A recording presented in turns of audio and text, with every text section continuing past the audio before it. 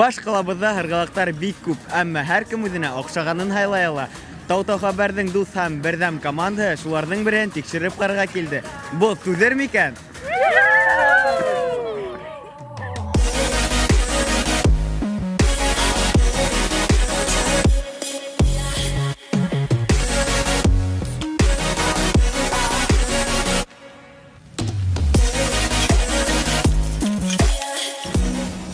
Бозга сыгыр алдынан тимер аяктарыгызды тикшерергә онытмагыз. Дөрес үткерләнмәгән булса, кулап куюгыз бар.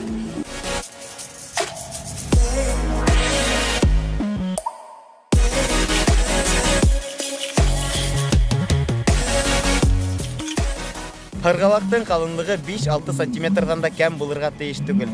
1 квадрат метр боз эшләр өчен 50 литр һыу кирәк. Ә без килгән һыргалактың майданы 13,000 квадрат метрдан да ары.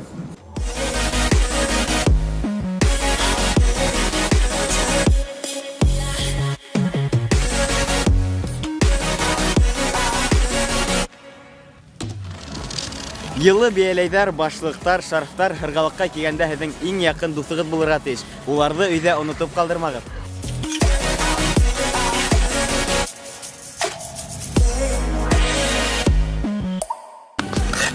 Һыргалакта иң мөһиме тик кенә тормаска кызар әйдәгез. Әйдә.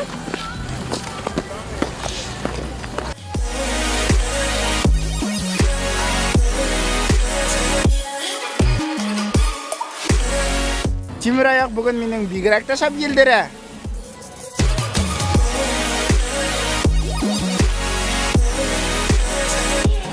Һыргалакта дусларны бигрәк күңелле.